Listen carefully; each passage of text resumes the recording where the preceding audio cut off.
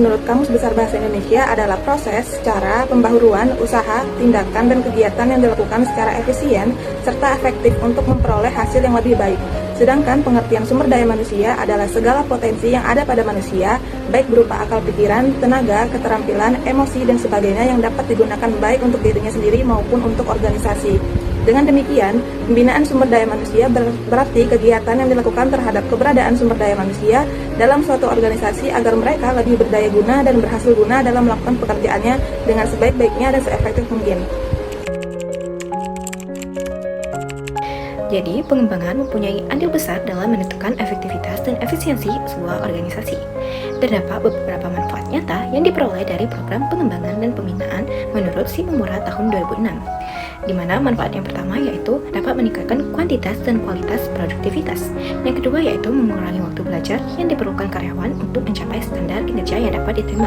Manfaat yang ketiga yaitu membentuk sikap, loyalitas, dan kerjasama yang lebih menguntungkan. Yang keempat itu memenuhi kebutuhan perencanaan sumber daya manusia. Yang kelima, mengurangi frekuensi dan biaya kecelakaan kerja. Dan manfaat yang terakhir yaitu dapat membantu karyawan dalam peningkatan dan pengembangan pribadi mereka. Metode pembinaan sumber daya dapat dilakukan melalui berbagai pendekatan terutama dalam bentuk pelatihan dan pengembangan. Menurut Mandi dan Joseph, terdapat beberapa macam metode pelatihan dan pengembangan.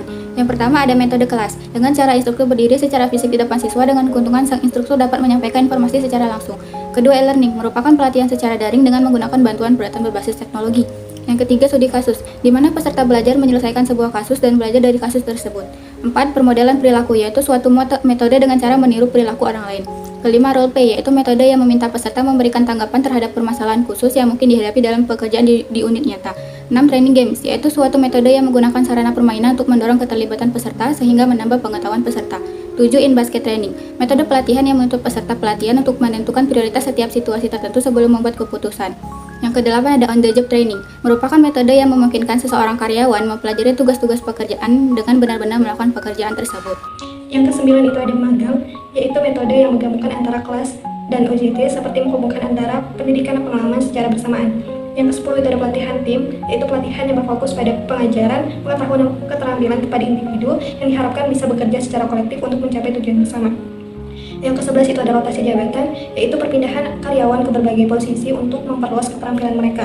Yang ke-12 itu ada coaching and mentoring, yaitu pembinaan secara langsung oleh atasan ataupun senior kepada bawahannya junior pada suatu perusahaan. Yang ke-13 itu ada training of the job atau pelatihan yang dilakukan di luar lingkungan kerja seperti adanya webinar, seminar, ataupun workshop.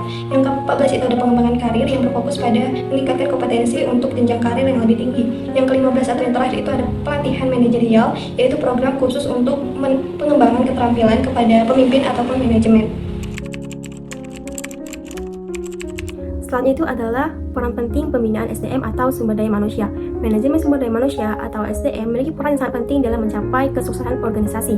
Peran ini meliputi sejumlah tugas yang sangat beragam, mulai dari tahap awal rekrutmen karyawan hingga pengelolaan kinerja dan penanganan konflik di lingkungan kerja.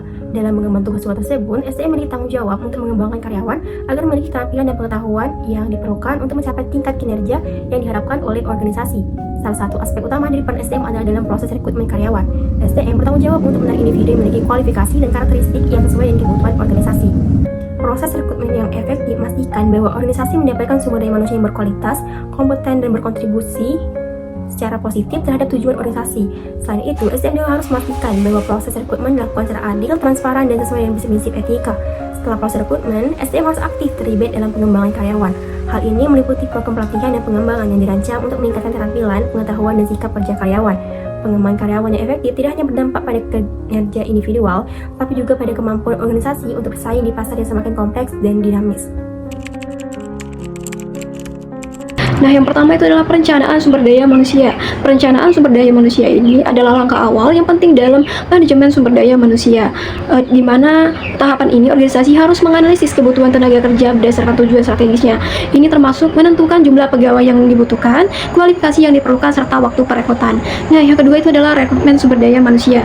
Rekrutmen sumber daya manusia ini berkenaan dengan pencarian dan penarikan tenaga potensial dalam jumlah yang tepat dan juga dengan kemampuan untuk mengisi suatu jabatan tertentu tertentu yang akan diseleksi untuk memenuhi kebutuhan organisasi maupun perusahaan. Nah, yang selanjutnya itu adalah seleksi. Nah, seleksi ini adalah tahapan di mana calon pegawai dievaluasi untuk menentukan siapa yang paling memenuhi syarat untuk mengisi posisi di instansi maupun organisasi serta perusahaan. Metode seleksi yang digunakan biasanya itu wawancara, rekomendasi dan referensi, tes seleksi, tes kinerja sampel, tes fisik, serta tes lainnya. Nah, yang selanjutnya itu adalah pelatihan dan pengembangan sumber daya manusia.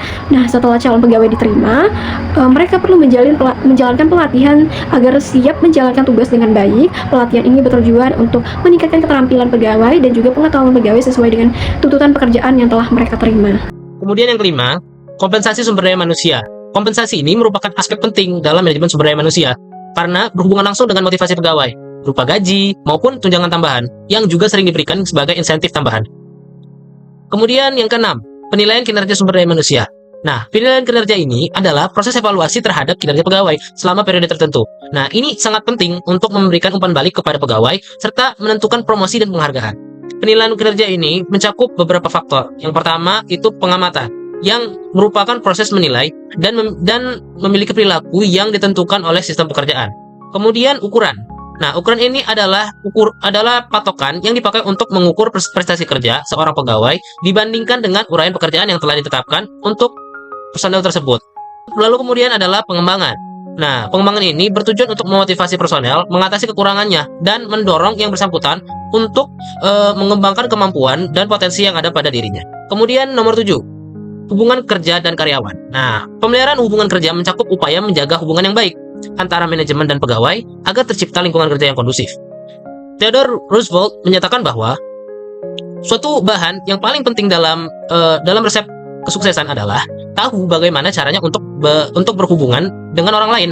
Nah, dengan adanya hubungan yang baik, seseorang akan merasa lebih nyaman, terlihat dimengerti, dan saling percaya di antara mereka akan lebih muncul.